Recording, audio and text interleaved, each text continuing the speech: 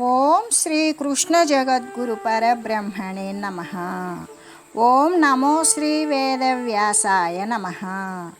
ఓం శ్రీ సద్గురు పూర్ణానంద స్వామినే నమ. ఓం శుక్లాంబరధరం విష్ణుం శశివర్ణం చతుర్భుజం ప్రసన్నవదనం ధ్యాయేత్ సర్వవిఘ్నోపశాంతయే. ఓం వ్యాసాయ విష్ణురూపాయ వ్యాసరూపాయ విష్ణవే నమో వై బ్రహ్మనిధయే వాసిష్ఠాయ నమో నమః. ఓం నారాయణం నమస్కృత్య నరం చైవ నరోత్తమం దేవీం సరస్వతీం వ్యాసం తతో జయముదీరయేత్. శ్రీ భగవద్గీత. అయితే ఈ ఆత్మ అనేటువంటిది మరి పుట్టినటువంటి వానికి చావు తప్పదు, చచ్చినటువంటి వానికి పుట్టుక తప్పదు. కాబట్టి తప్పనిసరి అయినటువంటి ఆ విషయమునందు అర్జున నీవింకా శోకించడం అనేటువంటిది సరి అయినటువంటి విషయము కాదు అని చెబుతూ ఆత్మజ్ఞానము పొందనంత వరకు కూడా యథార్థముగా ఈ జనన మరణాలు అనేటువంటివి ఎవ్వరము తప్పించలేము. ఎలాగంటే యథార్థంగా ఆత్మకు పుట్టుక కానీ చావు కానీ లేనే లేదు కదా అని చెబుతూ, ఒకవేళ ఆత్మజ్ఞానము కనుక పొందలేదనుకో వానికి చావు పుట్టుకలు ఎవ్వరూ ఆపలేరు. ఇక ఆత్మజ్ఞానం కలిగిన తర్వాత అయితే చావు పుట్టుకలు అనేటువంటి సంసార చక్ర పరిభ్రమణం అనేటువంటిదే ఆగిపోతుంది. కాబట్టి శ్రీకృష్ణ పరమాత్మ ఏమని తెలియజేశారు అంటే, ఏ యొక్క కర్మ సంచయం అనేటువంటిది క్షయింపలేదో ఇంకా ఎప్పటికీ కూడా ఈ యొక్క చావు పుట్టుకలు అనేటువంటివి ఉంటాయి అని చెబుతూ, ఈ ఆత్మ అనేటువంటిది ఎప్పటికీ పుట్టేటువంటిది కాదు, మరి చచ్చేటువంటిది కాదు, అవినాశి శాశ్వతమైనటువంటి కాబట్టి ఇవిదంతా కూడా ఆత్మ తత్వము అనేది పరమసత్యము అని భగవానుడు తెలియజేసి, అంటే జ్ఞాన దృష్టి యందు ఏ విధంగా ఉండాలి, ఆత్మతత్వము తప్ప స్థిరమైనటువంటిది మరొకటి లేదు అని తెలియజేస్తూ, ప్రాణికోట్లన్నీ కూడా అంటే ఇప్పుడు ఏ యొక్క జీవకోట్లు ప్రాణికోట్లు ఉన్నవో ఇవన్నీ కూడా శరీరానికి ముందు అంటే అవి ఉపాధులు ధరించక పూర్వము కనబడినవా అంటే కనబడలేదు. పుట్టిన తర్వాత అంటే దేహాలతో ఉపాధులతో కూడుకొని కనబడుతూ ఉన్నవి.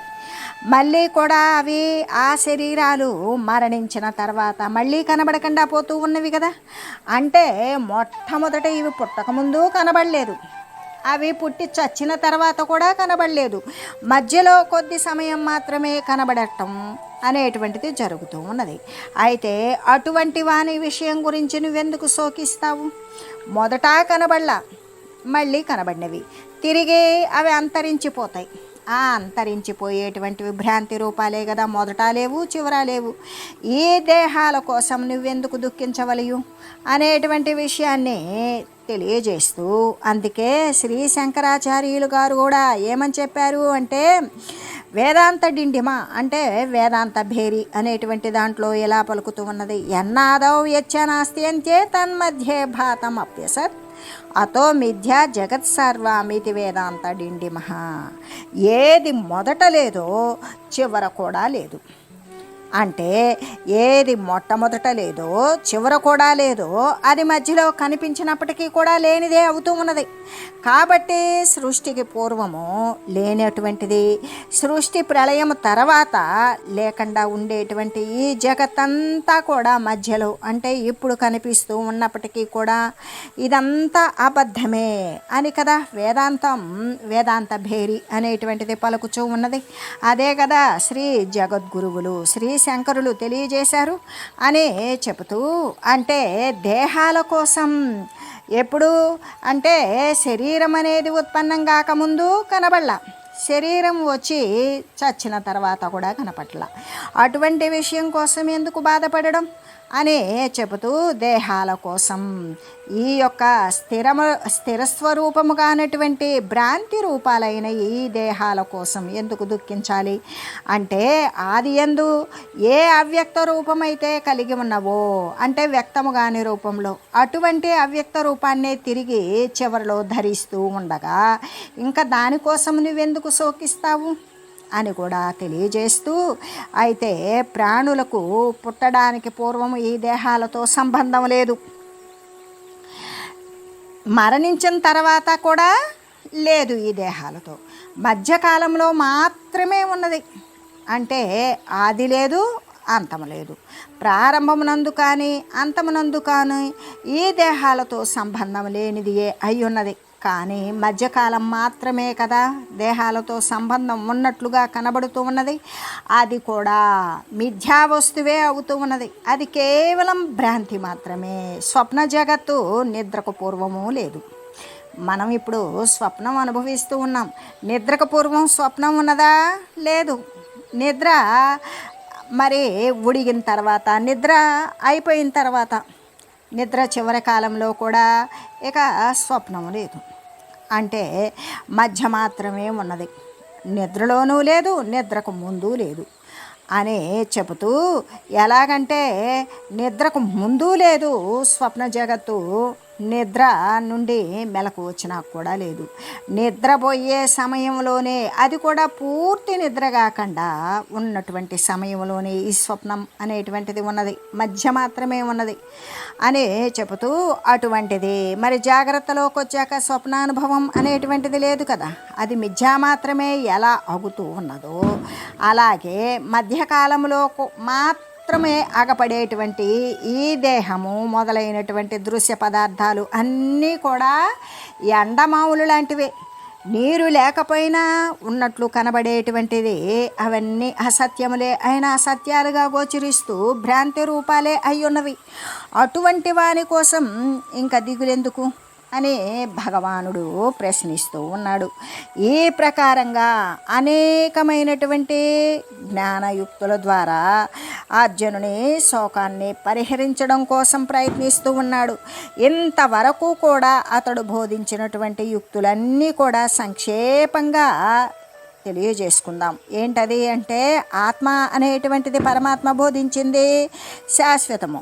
ఈ బంధువులందరూ కూడా ఎవరు అంటే ఆత్మస్వరూపులే. ఎందుకు? ఆత్మే సర్వవ్యాపకం కాబట్టి. ఈ బంధువుల రూపంలో ఉన్నది కూడా ఆత్మస్వరూపమే కాబట్టి బంధువాదులందరూ కూడా ఆత్మస్వరూపులే. కాబట్టి వారి కోసమై దుఃఖించడం అనేటువంటిది పడదు, దుఃఖించకూడదు. ఆత్మ అనేటువంటిది ఏ మార్పులకి లోనుగానటువంటిది.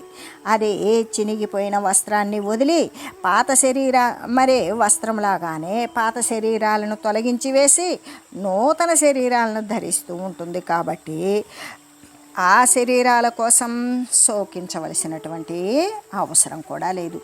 ఒకవేళ కనుక ఆత్మ ఎల్లప్పుడూ పుడుతూ చస్తూ ఉన్నదని ఎవరైనా అనుకున్నట్లయితే, చచ్చినది మరలా పుట్టుతుంది, పుట్టింది మరలా చస్తుంది. కాబట్టి దానికోసం కూడా దుఃఖించిన అవసరం లేదు. ఈ శరీరాలు పుట్టక పూర్వము లేవు, చచ్చిన తర్వాత కూడా లేవు కదా, మధ్య మాత్రమే కొంతసేపు కనబడుతూ ఉన్నాయి. కాబట్టి అవన్నీ భ్రాంతితో ఉన్నటువంటివే. అటువంటి వాని కోసం శోకించడం అనేటువంటిది సరిపోతుందా అంటే కాదు అని చెబుతూ, ఈ ప్రకారంగానే ఆత్మతత్వాన్ని గురించి, దేహాన్ని గురించి శోకించవలసినటువంటి పని లేదు అని అనేక విధాలుగా పరమాత్మ చెప్పి, అటువంటి అద్భుతమైనటువంటి ఆత్మస్వరూపాన్ని సాక్షాత్కరించుకునేటువంటి వారు చాలా తక్కువ, అరుదు అనే చెప్పారు. ఏ విధంగా? ఆశ్చర్యవత్ పశ్యతి కశ్చిదేనమాశ్చర్యవద్ వదతి తథైవ చాన్యః ఆశ్చర్యవశ్చైన మన్య శృణోతి శ్రుత్వాప్యేనం వేదన చైవ కశ్చిత్. ఒక్కొక్కడు ఏం చేస్తాడు అంటే, ఈ ఆత్మను ఒకడు చాలా ఆశ్చర్యమనే దానిలాగానే చూస్తూ ఉంటాడు, మరొకడు ఆశ్చర్యమైనటువంటి దానిని గురించి చెప్తూ ఉంటాడు. దేని గురించి? ఆత్మతత్వాన్ని గురించి. అలాగే వేరొకడేం చేస్తాడు అంటే, ఆశ్చర్యమైనటువంటి దానిలాగానే దీనిని గురించి వింటూ ఉంటాడు. అలాగా విని చూసి చెప్పి కూడా ఒక్కడు కూడా దాని గురించి సరిగా తెలుసుకోవడం లేదు. అంటే ఆ పరమాత్మ తత్వాన్ని గురించి సాక్షాత్తుగా ఎవ్వరూ కూడా అనుభవించడం లేదు. ఎందుకు అంటే, ఇదంతా కూడా ఆధ్యాత్మ విద్య. ఇదంతా కూడా మౌఖికమైనటువంటి వర్ణనే అని చెప్తూ, ఎలాగంటే ఇది మరి నోటితో చెప్పుకోవడము బోధ రూపంలో ఉండడంతోనే సరిపోతుందా ఆధ్యాత్మ విద్య అనేటువంటిది? కేవలం థియరీ నాలెడ్జీ అంటే చెప్పుకున్నటువంటి జ్ఞానబోధ, దానిని అనుసరించాల. అప్పుడు ఏమవుతుంది? అది ఆధ్యాత్మ విద్య అక్కడికి సరిపోతుందా? దానివల్ల జ్ఞానం అనేది లభిస్తుందా? లేదు. అది ఎలా ఉండాలి అంటే ప్రాక్టికల్ సైన్స్. ఎటువంటిది? ఆచరణపూర్వకమైనటువంటి విజ్ఞానమై ఉండాలి. దానిని గురించినటువంటి ప్రతి విషయము కూడా ప్రత్యక్షంగా అనుభూతం చేసుకున్నటువంటి వాడు మాత్రమే పూర్ణంగా తెలిసిన వాడవుతాడు. కానీ అటువంటి అనుభూతి లభించడానికి మరి ఏముండాలి? అనేక జన్మల నుండి కూడా సంపాదించుకున్నటువంటి బహుజన్మార్జితమైనటువంటి పుణ్య పరిపాకం కావాలి. దాని వలన చిత్తం అనేటువంటిది నిర్మలమవుతుంది. అప్పుడు వాసనలు నశిస్తాయి. అలా వాసనారాహిత్యము ఉండడం, చిత్తం నిర్మలంగా ఉండడం, పుణ్యం పరిపాకమై ఉండడం అనేటువంటివి తప్పనిసరిగా అవసరమై ఉన్నవి. కాబట్టి ఇక్కడ ఎవరికైతే ఆధ్యాత్మ విద్య అనేటువంటిది కేవలం నోటి మాటలతో సరిపోయేటువంటిది కాదు, అది అనుసరించాలి. ఆచరణపూర్వకమైనటువంటి విజ్ఞానమే అయి ఉండాలి. దానిని గురించి ప్రతి విషయము కూడా ప్రత్యక్షంగా అనుభవ సిద్ధిని పొంది అనుభూతము నర్చుకుంటే పూర్ణంగా తెలుస్తుంది. కానీ అటువంటి అనుభూతి లభించడానికి అనేక జన్మల నుండి ఆర్జించుకున్నటువంటి పుణ్య పరిపాకము, చిత్తము నిర్మలత్వము, వాసన రాహిత్యము అనేటువంటివి అవసరాలే అయ్యున్నవి. కాబట్టి అలా ఉన్నప్పుడే ఇక సాధన చతుష్టయ సంపత్తి లెస్సగా కలిగినటువంటి వానికి మాత్రమే బ్రహ్మజ్ఞానమునందు ప్రవేశం కలుగుతుంది. ఏ విధంగా? అనేక జన్మల నుండి కూడా ఆర్జించినటువంటి పుణ్యము ఎంతో ఎవరికో ఉపయోగపడడం, యజ్ఞాలు చేయడం, యాగాలు చేయడం, తనదైనటువంటి దైవము పట్ల ఉన్నటువంటి భక్తి చేత అనేక పుణ్యకార్యాలు చేయటం, పుణ్యనదులు యందు స్నానం చేయటం, పుణ్యక్షేత్రాలను సందర్శించడం, దీనజనులను ఉద్ధరించడం, యజ్ఞయాగాది క్రతువులను చేయడం, దానం చేయడం, గోవులను దానం చేయడం, భూములను దానం చేయడం, నివాసయోగ్యం కల్పించడం, అన్నదానం చేయడం, విద్యాదానం చేయడం, ఇలాంటి పుణ్యాలతో కూడినటువంటి వానికి వాని యొక్క చిత్తం మాలిన్యరహితంగా ఉంటుంది. అటువంటి వానికి ఈ విధంగా అంటే కోరికలు అనేవి నశిస్తాయి. అవన్నీ అవసరాలు కాబట్టి ఆ అవసరాలు అనేవి దేనివల్ల వస్తాయి? అటువంటి వానికి మాత్రమే సాధన చతుష్టయ సంపత్తి అనేది లెస్సగా కలుగుతుంది. సాధన చతుష్టయ సంపత్తి అంటే ఏ బ్రహ్మజ్ఞానమునందు ప్రవేశం కలగడం కోసం బ్రహ్మజ్ఞానాన్ని సముపార్జించుకునేటువంటి ప్రాథమిక లక్షణం ఏంటి అంటే సాధన చతుష్టయ సంపత్తి. ఆ సాధన చతుష్టయ సంపత్తి అనేటువంటిది గురువు వద్ద చేరినప్పుడు కానీ లేదా గురువుని చేరక ముందు కానీ వాడు ఉండవలసినటువంటి స్థితి ఏంటి అంటే 4 రకాలైనటువంటి సంపదలను వాడు పొంది ఉండాలి. 4 రకాలైనటువంటి సంపదలు అవేమిటి అంటే నిత్యానిత్య వస్తు వివేకము, రెండవది ఇహమూత్రార్థ ఫలభోగ విరాగము, మూడవది సమాధి షట్క సంపత్తి, నాలుగవది ముముక్షత్వము. ఈ 4 ఉన్నప్పుడు మాత్రమే వానికి బ్రహ్మజ్ఞానాన్ని అనుసరించాలి, బ్రహ్మతత్వాన్ని పొందాలి అనేటువంటి కోరిక బలీయమవుతుంది. అయితే నిత్యానిత్య వస్తు వివేకము, నిత్యము అంటే అనిత్యం. మరి ఆ పరమాత్మ వస్తువు ఏదైతే మార్పులకు లోబడక సర్వము వ్యాపించి ఏకరూపమై ఉన్నటువంటి ఏ పరమాత్మ వస్తువు అయితే ఉన్నదో అది సత్యం. అది సత్యము అయినప్పుడు ఇప్పుడు మరి ఈ దేహము, ఈ లోకము, ఈ దృశ్యము, ప్రపంచము, ప్రకృతి, విశ్వము అని మనం వాపోతూ ఉన్నాం కదా, ఇవన్నీ అనిత్యమైనవి. ఎందుకు? పరబ్రహ్మస్వరూపం ఎప్పుడూ పుట్టల గిట్టదు. అది ఎల్లప్పుడూ సిద్ధించి ఉన్నటువంటిది. దానికి ఒక కాలమాన దేశ పరిస్థితులకు కట్టుబడి ఉండేటువంటిది కాదు, సర్వవ్యాపకమై ఉన్నది. అదే ఈ పరిచ్ఛిన్నమైనటువంటి లోకాలు కానీ దృశ్యాలు కానీ ఈ దృశ్య జాతమంతా కూడా ఏమవుతుంది, వస్తూ పోతూ అనేక మార్పులకు లోనవుతుంది. నిన్న ఉన్నది ఈరోజు ఉండదు, ఈరోజు ఉన్నది రేపు ఉండకపోవచ్చు. ఈ విధంగానే శరీరాలు సైతం కూడా అనేక మార్పులకు లోబడి అడుగంతా పుట్టినోడు 7 అడుగుల దాకా, మరి చంటి బిడ్డలా పుట్టినవాడు ముసలివాడయ్యిందాకా అనేక మార్పులకు లోబడుతూ అనేక క్లేశపాశాలకు లోబడుతూ ఈ విధంగా శరీరాలని సత్యమని భావించినటువంటి అజ్ఞాన ఆవరణతో నిండినటువంటి వాడు దాని మీద ఎప్పుడైతే ఆ యొక్క ఈ శరీరం అంత పెట్టి పోషించినా కూడా నిలబడుతుందా? లేదు. మార్పులకు లోను కాకుండా ఉంటుందా? లేదు. మార్పులకు లోను అవుతూనే ఉంటుంది. శరీరాలు వచ్చిపోయేటువంటి అంటే పోయేటువంటి శరీరాలను చూస్తున్నాం, మరి క్రొత్తగా ఉత్పన్నమయ్యేటువంటి శరీరాలను ఉపాధులను కూడా చూస్తూ ఉన్నాం. అలాంటప్పుడు ఇవన్నీ మార్పులతో కూడినటువంటి ప్రతిదీ కూడా వచ్చిపోయే స్థితి కలిగినది అస్థిరమైనది. మరి స్థిరమైనది రానిది పోనిది ఏ పరమాత్మ స్వరూపం అయితే ఉన్నదో అది రాదు, అది నిత్యమైనది, శాశ్వతమైనది, సత్యమైనది. ఆ సత్యమైన పదార్థం ఉన్నప్పుడు అస్థిరమైన పరిచ్ఛిన్నమైన ఖండరూపమైన ఈ దీనిని సత్యమని భావిస్తూ ఉన్నాను. అంటే ఇది భావించబట్టే అనేక ఉపాధులను పొంది అవస్థలు పడుతూ ఉన్నాను.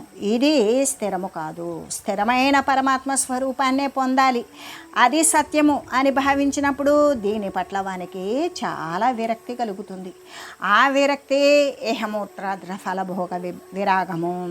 అంటే ఇహ సంబంధమైన జీవితం మీద విముఖత్వం కలిగినప్పుడు ఈ యొక్క దేహాదులు దాని ద్వారా తింటాము, మరి అరుగుతుంది, వదిలివేస్తాము, మళ్ళీ తింటాము, మళ్ళీ అరుగుతుంది, మళ్ళీ వదిలివేస్తాము. ఈ శరీర కాలక్రమణంలో రాత్రి అవుతుంది, పగలవుతుంది, పగలవుతుంది, రాత్రి అవుతుంది.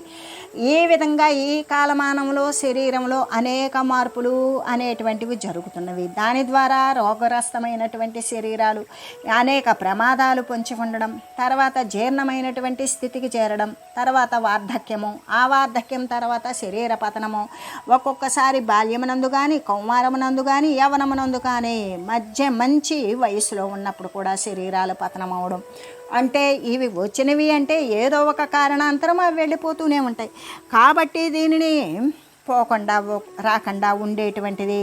అంటే ఇహ సంబంధమైనటువంటి సుఖాలు అవసరం లేదు. ఎందుకు? ఈ సుఖాలు అనుభవించేటువంటిది ఈ పరిచ్ఛిన్నమైనటువంటి దేహాన్ని ఆసరా చేసుకునే.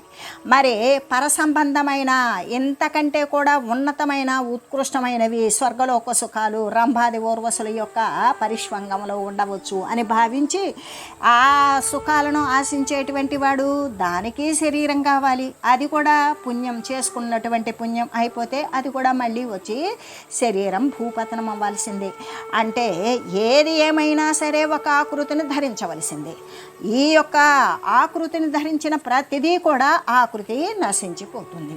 నశించింది నశించినట్లు ఉంటుందా? లేదు, మళ్ళీ ఒక రూపాన్ని సంతరించుకొని వస్తుంది. కాబట్టి రూపనామ క్రియలతో ఉన్నది ప్రతిదీ కూడా వ్యర్థమే. కాబట్టి నాకు ఇహ సంబంధమైన పరసంబంధమైన అంటే ఆ యొక్క దేవతాది సుఖాదులైనా నాకు అవసరం లేదు.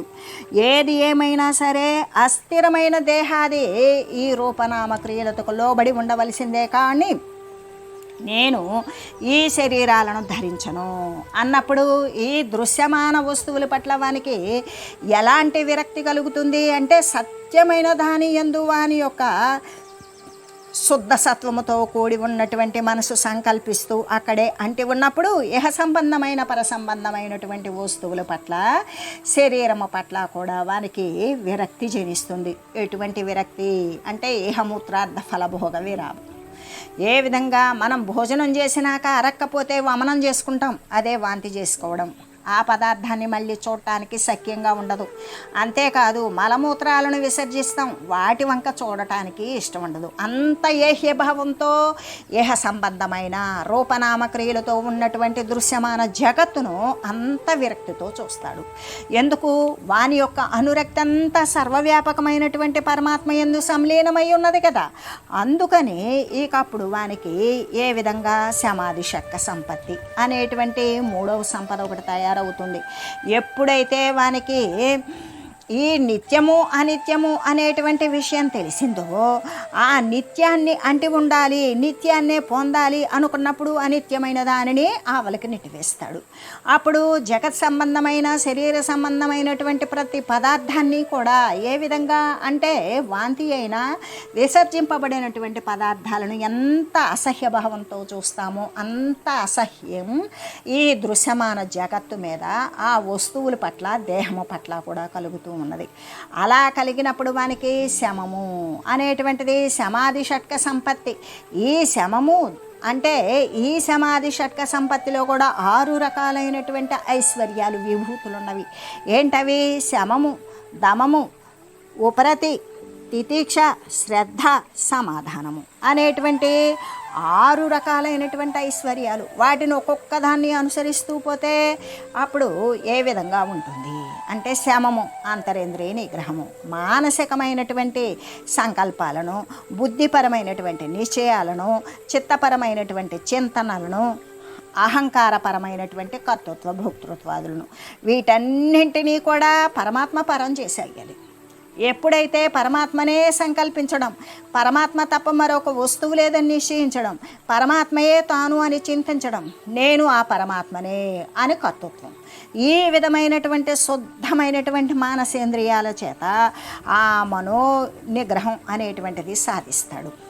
ఎప్పుడైతే మనసుని, బుద్ధిని, చిత్తాన్ని, అహంకారాన్ని సాధించాడో, ఆ ఇంద్రియాలు తనకు లోబడి ఉన్నవో, అప్పుడు వాడు ఇక బాహ్యేంద్రియ నిగ్రహం అంటే జ్ఞానేంద్రియాలను, కర్మేంద్రియాలను కూడా మరి శ్రోత్రము, త్వక్కు, చక్షు, జిహ్వ, గ్రహణము అనేటువంటి జ్ఞానేంద్రియాలను, వాక్కు, పాణి, పాద, గుహ్య, పాయువులు అనేటువంటి కర్మేంద్రియాలను, ఈ దశేంద్రియాలు ఇవే బాహ్యేంద్రియాలు, వీటిని నిగ్రహించగలుగుతాడు. ఎలాగంటే మనసు వచ్చి జ్ఞానేంద్రియాల్లో చొప్పించకపోతే జ్ఞానేంద్రియాలు జడాలి. అదే ఈ మానసేంద్రియాలు ఏవైతే ఉన్నాయో, మనసు కానీ, బుద్ధి కానీ, చిత్తం కానీ, అహంకారం కానీ, అవి వచ్చి జ్ఞానేంద్రియాలను లేదా కర్మేంద్రియాలలోనూ ప్రేరణ చేయకపోతే అవి జడాలి. అవి ఎప్పటికే అలాగే ఉంటాయి. అంటే శమము ఎప్పుడైతే సాధించి ఉంటాడో, మానసేంద్రియాలు ఎప్పుడైతే తన యొక్క నిగ్రహ శక్తికి లోబడి ఉంటాయో, అప్పుడు వానంతటికీ అవి బాహ్యేంద్రియాలు కూడా కట్టుబడి ఉంటాయి. ఈ విధంగా శమము, దమము పోతే ఉపరతి. ఉపరతి అంటే పరమాత్మ తత్వమునందే వాడు ఎల్లప్పుడూ కూడా ఆ సామీప్యాన్ని, ఆ సన్నిధానాన్ని కోరుతూ దాని ఎందే క్రీడిస్తూ, పరమాత్మ చింతన ఎందే క్రీడిస్తూ ఉంటాడు. ఆ తర్వాత తితీక్ష అంటే శీతోష్ణాదుల యందు కానీ, బాధల యందు కానీ, సంతోషాదుల యందు కానీ, ప్రమాదాల యందు కానీ, సంపదల యందు కానీ సమస్థితి కలిగి ఉంటాడు. ప్రతిదాన్ని ఓర్చుకోగలుగుతాడు. అసలు దేనికి స్పందించడు. ఎందుకు? వాని యొక్క తీవ్రమైనటువంటి ఈచ్ఛ అంతా ఎక్కడ ఉంటుంది? పరమాత్మ యందే నిలబడి ఉన్నది. వానికి మరొక విషయం అనేటువంటిది, వాని శరీరం కూడా మరిచిపోయేటువంటి స్థితికి రాబట్టే వేడేమిటో, చల్లదనమేమిటో, సుఖమేమిటో, ఆకలేమిటో, దప్పికేమిటో తెలియకుండా పోతుంది. అటువంటి స్థితి జరిగినప్పుడు ఇక వానికి శ్రద్ధ ఏర్పడుతుంది. ఏ విధంగా? పరమాత్మ తత్వాన్ని గురించి ఎవరు తెలియజేస్తారు? సద్గురువుల చెంతకు చేరతాడు. వారి యొక్క సేవ ద్వారా వారి యొక్క అనుగ్రహ భాగ్యాన్ని పొందుతాడు. మరి సత్యాస్త్రాలను అధ్యయనం చేస్తాడు. దానిలో ఏం చెప్తుంది? సద్గురువుని సేవించమని. సద్గురువు ఏం చేస్తాడు? నువ్వు ఇది అనుష్ఠించు అని ఉపదేశయుక్తమైనటువంటి జ్ఞానాన్ని బోధిస్తాడు. ఆ ప్రకారం శ్రవణం, మననం, నిధిధ్యాసం అంటే ఆ సద్గురుదేవుడు చెప్పినటువంటి విషయాన్ని శ్రద్ధగా విని మళ్ళీ కూడా దానినే స్మరణకు తెచ్చుకొని నిధిధ్యాసనము, దానిని పరీక్షించుకోవాలిగా. అంటే శాస్త్రాలు చెప్పినవి, సద్గురువులు చెప్పినవి ఇవి సత్యమా అంటే అది తన అనుభవ సిద్ధి అయి ఉండాలి. దానికోసం వాడు ప్రయోగాత్మకమైనటువంటి ఆచరణను కావిస్తాడు. దాని ద్వారా ఏమవుతుంది అంటే గురువులు చెప్పింది, శాస్త్రములో తెలియజేయబడింది, నా అనుభవము మూడు ఒకటే అయినప్పుడు వానికి పరమాత్మ తత్వమునందు శ్రద్ధ ఏర్పడుతుంది. అది తప్ప మరొకటి లేదు. ఆ శ్రద్ధ ద్వారా వాని మనసు సమాధాన పడిపోతుంది. ఏమని? ఇంకా నాకు పరమాత్మ తత్వము తప్ప మరొకటి లేదు అనేటువంటి మనసు సమాధాన పడిపోయిందా, ఇక వాడు మోక్షాన్ని చెందాలి అనేటువంటి విషయమునందు వాడు ఆరూఢుడవుతాడు. ఆ విధంగా మోక్షకాముకుడే అవుతాడు. నిర్వాణ పదాన్నే పొందాలి అనుకుంటాడు. ఇటువంటి అంటే దానినే ముముక్షత్వము. ఈ 4 ఉన్నటువంటి వాడు నిత్యానిత్య వస్తు వివేకము, ఇహమూత్రార్థ ఫలభోగ విరాగము, సమాధి షట్క సంపత్తి, ముముక్షత్వము అనేటువంటి 4 రకాలైనటువంటి సంపదలను ఎవడైతే సాధిస్తాడో అటువంటి వానికి బ్రహ్మజ్ఞానము నందు మంచిగా తీవ్రతరమైనటువంటి ప్రవేశం కలుగుతుంది.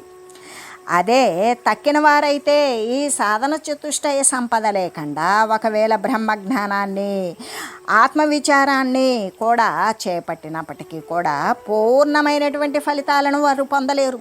ఎందుకు? వారికి అనుష్ఠానము అనేటువంటిది ఎలా పొందాలో తెలియదు, దానిని ఎలా నిలబెట్టుకోవాలో తెలియదు, వానికి శమధమాదుల గురించి అర్థం కాదు, వానికి నిత్యమేదో అనిత్యమేదో ఒక దృఢత్వం ఉండదు. అంతేకాదు అసలు దృశ్యమాన సంబంధమైన శరీర సహితంతో కూడుకొని ఈ వస్తువులు ఏ విధంగా అనిత్యము అనేటువంటిది, దీనిని ఎలా వదులుకోవాలి అనే దాని గురించినటువంటి తీవ్రతరమైన విరక్తి కూడా మనకి ఉండదు. లేకపోయిన కారణం చేత ఏం చేస్తారు? బ్రహ్మజ్ఞానాన్ని పొందాలని ఆత్మవిచారణ చేపట్టినప్పటికీ కూడా పూర్ణమైనటువంటి ఫలితాలను అయితే పొందలేరు. ఎందుకు అంటే వాని యొక్క హృదయము సత్వగుణ ప్రధానమై ఉన్నట్లయితే రజోగుణము కానీ తమోగుణము కానీ తొలగిపోయి పరిశుద్ధంగా ఉంటుంది కదా.